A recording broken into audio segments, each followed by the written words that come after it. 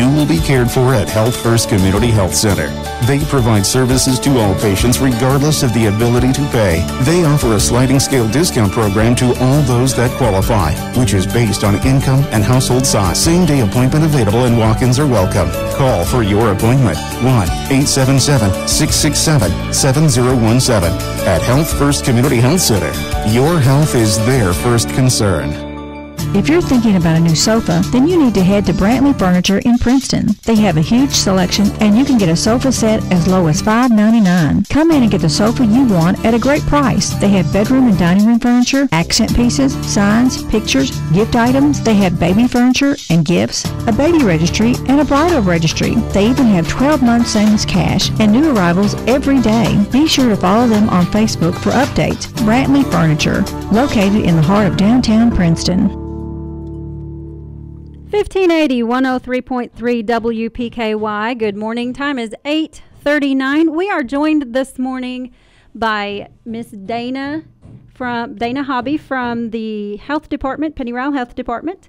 And I do actually, if you hear all this banging and noise and saws, and we are doing some construction here at WPKY, so I apologize for all the noise. Just bear with us. And when it's all done, we're going to have an awesome little building to come visit. Good morning, Dana. Good morning, Misty. How are you? I'm doing well, thank you. How are you? I am doing good this morning. What have we got going on over there at the health department? Well, today about flu and just some vaccines in general. We've had a really good turnout this season as far as people coming and getting vaccinated. Across the district, we've already over a vaccine. District represents Caldwell, Crittenden, Livingston, Lyon, and Trigg health departments.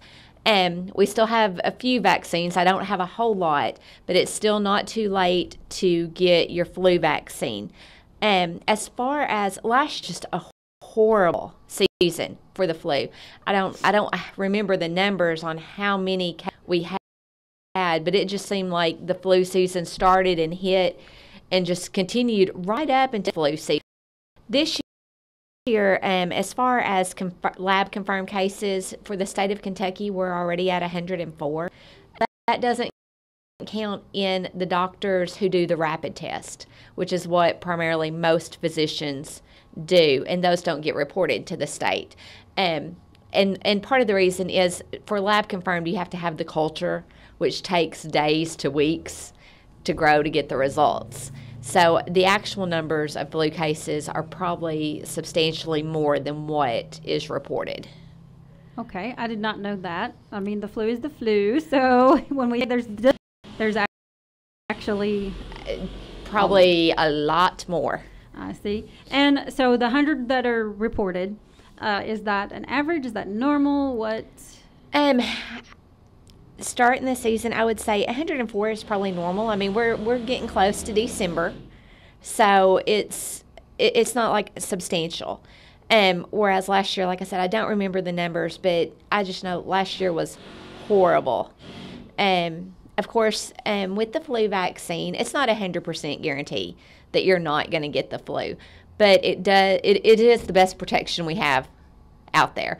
I always say get your flu vaccine and wash your hands and pray. That's about all you can do. But a lot of times if you do get the vaccine and you get the flu, your symptoms are not as bad as if you had not had the vaccine at all. So it does lessen the severity of it. I see.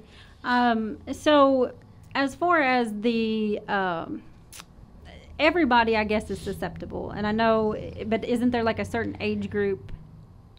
Everyone is acceptable, but of course your elderly and your children, it can affect them harder just because they don't have the reserve to fight off the illness. Right now there have been 2 reported deaths this season, and those are of 18 and older. I wish I'd have looked to see how many deaths there were last year that were associated with the flu. I know it was quite a few, and there were several pediatric deaths last year also. And this we're talking just in Kentucky? Yes. When did flu season actually start? Typically, we say September, October, and it runs through the spring. So about it should start dying off. But unfortunately, last year it didn't. I mean, I was hearing in June and July that people were still being tested and were positive for the flu. That is a long span to have to worry about something else. Right. And I hear so many people say that, reasons why they don't get the flu shot is because, well, they got the flu shot once and it made them sick. The flu vaccine it's a dead virus, so you are not going to get the flu from the vaccine. Now, it does take at least about 2 weeks to work in your system. So if you were to get the flu vaccine today and then go to Walmart and get exposed to the flu, you could still get the flu. But after that 2 weeks, you build up a little bit of immunity, which is what gives you the protection. How is the flu spread, for those who don't know? The flu is a respiratory illness, so it's spread through if you're around someone who's coughing and sneezing, or they get the germs on their hands and then touch something, and then you come through and then you rub your nose, your mouth, your eyes. So just close contact, and it's an airborne respiratory illness. Okay. I can't recall a time that I actually had the flu, or if I did, it wasn't bad. If you ever had the flu, you will know it. Okay, then I suppose I have never had it. I thought I had it once, and it turned out I had pneumonia, walking pneumonia. Yeah. A lot of times I hear people say that they've had the flu and, it lasted a day or so and then I was fine. You did not have the flu. The flu, you're typically on the couch or on the bed for a week. You've got fever, sore throat, headache, chills, body aches. Some people have nausea and diarrhea with it. That's not necessarily typical for everyone, but just different people's body reacts different. But usually it's about at least a week-long illness, and you are sick. Okay, so last year there was something going around, and I did get this, and I think I got it right at Christmas. Where and it involved vomiting, diarrhea, and all the other stuff. Do you remember that? Do you know what I'm talking about? Like, it was really bad for a lot of people, and they were down for like weeks. Well, days and weeks. There's a couple different viruses that typically around that time of year can go around. One of them's the enterovirus, which encompasses like 120 different forms that can cause diarrhea and vomiting. There's also rotavirus, which is just causes horrible diarrhea. It used to be with rotavirus, it wasn't if you were going to get it as a child, it was when. But probably around 13 to 15 years ago, they actually came out with a vaccine for rotavirus. So a lot of our children have been vaccinated against that, because that was like leading cause of hospitalization for dehydration in small children was rotavirus, which is typically you see it in the winter months as well. And now I guess the one that puts them in the hospital that I always hear about is RSV. Yes. Now what's that? RSV stands for respiratory, an S word that I'm not gonna try right now, virus, and it's a respiratory airborne illness, and it is very, very contagious. Adults get RSV. A lot of people don't think about adults getting it, but whenever we get it, it's like a cold. I mean, it's not the same as with infants. With infants, one of the issues with RSV is just their airways, the passages are so small that they can't accommodate all the mucus, and a 2-month-old doesn't know how to cough and clear their throat. There is a vaccine out for RSV, but it is just for your critical infants, your NICU patients, if there are substantial health problems. So the best prevention for parents who have newborns and to protect them from RSV is just stay home. So what age? Because I mean, it seems like I've heard of even toddlers getting that. So what is the age group for RSV? There is no age group. Anyone can get RSV. Like I said, with adults, we get RSV, but we think it's a cold. Yeah, I guess I meant for like keeping, don't take the baby out. The main concern with your RSV is your newborns. I would say like 12 months and under. That's not saying your toddlers may not be able to overcome it as well, but typically there's not quite the issue and even any long-term concern with your older children. And when is RSV prevalent? Right now. Just well, this time of the year? It's pretty much typically mid-November until spring. So I remember whenever I was working at Baptist Health, because I worked there for years in the pediatric unit, it was April, and there was this, an older child had come in. He was a toddler. I think he was around 2 years old, and the doctor wanted us to test him for RSV, and I was like, it's not RSV season. It's spring. Where it's hot outside. He had RSV. I didn't wear my mask. I ended up with RSV. So it kind of opened my eyes that, these viruses, even though they're typical certain times of year, you can get them anytime. Gotcha. Okay, so if you have a 12-month-old and younger, keep them in for the winter. Do your best, or especially these little babies, because I'll see parents who get out of the hospital and then they're at Walmart or they're at church. I mean, if it's not a safe place at church because everyone wants to hold the baby and kiss the baby, just, do your best to try to keep them covered in a way. Wow, and that's hard. It is hard. I don't think I could have done that. I know I couldn't. I was a single parent. There's no way I could have stayed at home, first of all. Right. But even if I had the option to stay at home, I don't think I could have. Because, you want to show off the baby. Right. But, like I said, I'd worked at the hospital for years, and there was countless times we would, release these newborns, and then they would be back in a couple of weeks because they had gotten out and got exposed to something. Mm-hmm. Mm-hmm. So I know someone I know, they're constantly having to take off work because their grandbaby is sick again, and she goes to daycare.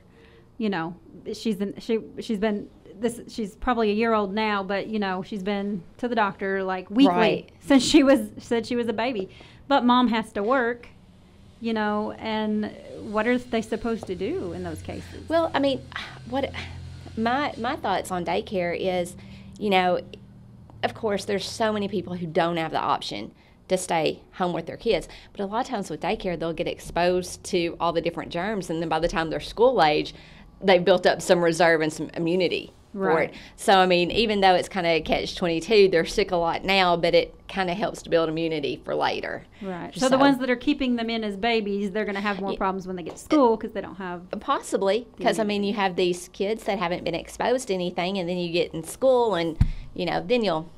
So then we're back to just live your life and pray. Exactly. If you can vaccinate, wash your hands and pray. So I always say wash your hands and say your prayers because germs and Jesus are everywhere. So germs and Jesus are everywhere. I love that. Okay. Well, Dana, I didn't ask, what is your position over there? I'm the nursing administrator. Okay. So you are an RN? Yes. Okay. Yes. So you know about all of this stuff, and I guess you've worked in hospitals. Yes. For how long? Going on 15 years now. That's a good career. That's a long span. Yes. So you've seen quite a bit of things. I have. Which I like for the fact that whenever I'm trying to educate adults about vaccines and why they're important, I can also come back and say, I've saw a 2-year-old with whooping cough. This is why you need this vaccine. So whooping cough is also known as pertussis. It's the same thing. And in Caldwell this year, we actually had an adult with a confirmed case of pertussis. So it's always important, even for adults, to go back and to find out when the last time, if you're up to date on your vaccinations. So, granted, I'm just thankful that no one else who was in contact with her contracted the disease. So, and that one is one of the more highly contagious. It is. It's for infants, it can be very detrimental if infant comes down with whooping cough. I see. So, and this is a do as I do, not as I say, because you said you didn't wear your mask when you got the RSV. I didn't. What were the chances of that little boy having RSV toward the end of April? Right. So don't take anything for granted. Always wear your mask. Always cover up. Always take precautions. Right. And whether it's in the form of a vaccine or, whatever. And again, hand washing is the most important, hand washing with soap and water. So, Okay. I mean, the hand sanitizers are good if that's all you have, but, if you're taking care of someone who's sick, make sure that you have your Germ-X and wash your hands. Gotcha. We've had an interesting theme this morning, so I don't know if you were listening to our extension agent talking about ticks this morning, Yes. and now you're talking about the germs that we can't see. Right. Ick. We're just having a very icky discussion this morning, but things that we need to know. So there are some icks that we can prevent and avoid, and there are some icks that we just have to deal with and fix once it happens, right? Yes. Okay, Dana, what else is going on over at the health department? First of all, the flu shot, is there a fee for that through the health department? Most insurances, private insurance, medical cards, Medicare, will pay for the vaccine, full charge on that. If someone does not have insurance, an adult, it is $35, just cash. And then for children, I want to say it's $19 if they do not have any type of insurance. Okay. So we do accept most private insurances. There are a couple that we don't accept, and you would just need to call and ask which ones they are. So. Okay, speaking of calling, what is the number they can call, and where is the health department located? All right. The Caldwell County Health Department is at 600 South Jefferson Street, where the old hospital used to be. And the number there is 270-365-6571. Okay, anything else you need to add, Dana? I don't think so. All right, well, we sure do appreciate you coming in this morning. Thank you very much for giving us your time and talking to us about the flu season and all the other things that are going around. Thank you for having me. I appreciate it. Dana Hobby from the Caldwell County Pennyrile Health Department. Pennyrile Health Department right here in Princeton. It's beginning to sound a lot like Christmas. WPKY